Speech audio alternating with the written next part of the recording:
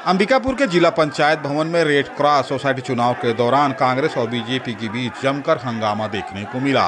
इस दौरान हंगामे के बीच कुछ लोगों के द्वारा जिला प्रशासन के अधिकारियों के साथ भी बहसाबाजी करते नजर आए, जिसके बाद जिला प्रशासन ने रेड क्रॉस चुनाव को टाल दिया है। दरअसल नियत तिथि के अनुसार आज कलेक्टर परिसर स्थित जिला पंचायत भवन के सभा कक्ष में सुबह 11 बजे से रेड क्रॉस अध्यक्ष का चुनाव होना था, जिसके तहत जिला प्रशासन के अधिकारियों के द्वारा पहले से तैयारी भी किया जा चुका था। नियत समय पर अधिकारी मौके पर पहुंचे हुए थे। इसी दौरान जब कांग्रेस कार्यकर्ता अपने सदस्यों के साथ जिला पंचायत के सभागार पहुंचे, इसी दौरान भाजपा कार्यकर्ता भी वहां पहुंचे और इस बीच भाजपा कार्यकर्ताओं के द्वारा चुनाव निरस्त करने की मांग करने लगे, जिससे भाजपा और कांग्रेस कार्यकर्ताओं के बीच तनातनी हो गई। इसी दौरान आक्रोशित कुछ लोगों के द्वारा सभा कक्ष में ही जमकर हल्ला मचाने लगे, वहां पर रखे टेबल कुर्सी भी पटकने लगे। इस दौरान कुछ वहां मौजूद पुलिस कर्मियों के द्वारा भी कोई एक्शन नहीं लेने के कारण विवाद बढ़ता चला गया। अंततः जिला प्रशासन के अधिकारियों ने चुनाव को अगले आदेश तक रोक दिया है। बहरहाल अब इस पूरे मामले का राजनीतिकरण होता दिखाई दे रहा है। कांग्रेस का आरोप है, जब चुनाव आज होना था, ऐसे में विवाद कैसे हुआ? दवापत्ती चुनाव के दौरान जिला प्रशासन के अधिकारियों ने क्यों लिया, सहित कई आरोप उन्होंने लगाया है। वहीं दूसरी ओर भाजपा के नेताओं का आरोप है कि जिला प्रशासन के अधिकारियों के द्वारा उनके सदस्यों को या कहीं सदस्य बनाने के लिए जो रसीद कटता है उसे काटने में आनाकानी की है। इस पूरे मामले में दोनों पक्षों के द्वारा कहीं न कहीं जिला प्रशासन को कटघरे में खड़ा किया गया है।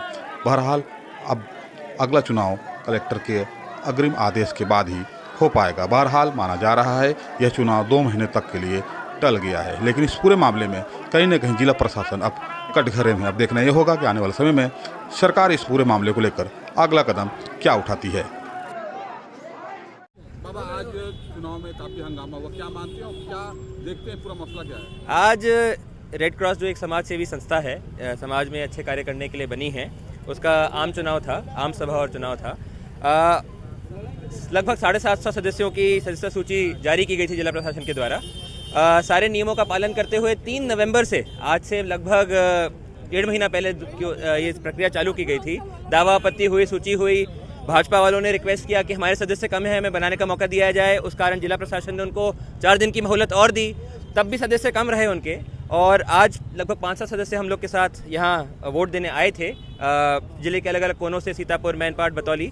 और चंद लोगों के हल्ला गुल्ला से जिला प्रशासन पता नहीं किस बात से भयभीत होके एक लोकतांत्रिक प्रक्रिया जो समाज सेवी संस्था के लिए है, जो कि गैर राजनीतिक है, उसमें राजनीति घुसा के चुनाव को स्थगित किया गया।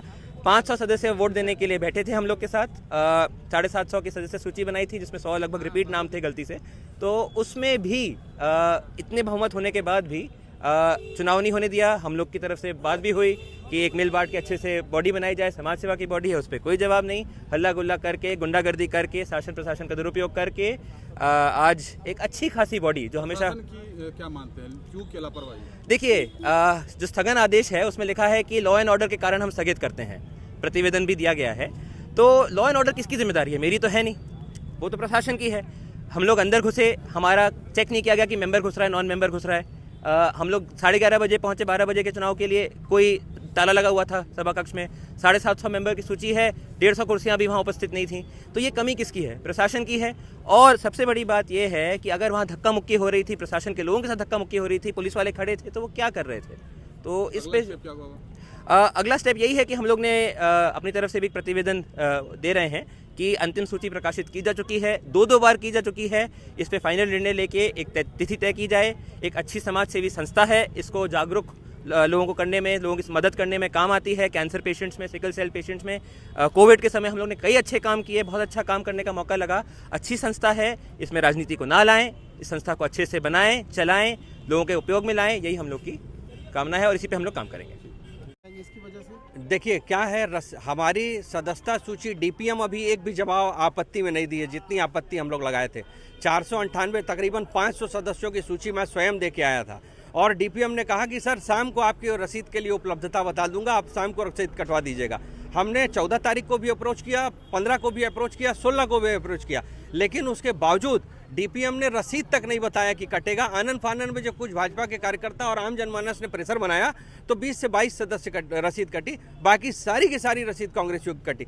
ऐसा पक्षपातपूर्ण रवैया बना रहे हैं जैसे भारतीय जनता पार्टी सरकार में नहीं है और आम जनमानस के लिए सरकार चल ही नहीं रही। आप ये देखिए कि कलेक्टर प्रशासन, जब माननीय कलेक्टर सरगुजा ने पहले भी इसमें हमने आपत्ति दर्ज की थी, तो जब उन्होंने इंस्ट्रक्शन दिया था डीपीएम को, उसके बाद भी वो झूठ बोलकर चले गए।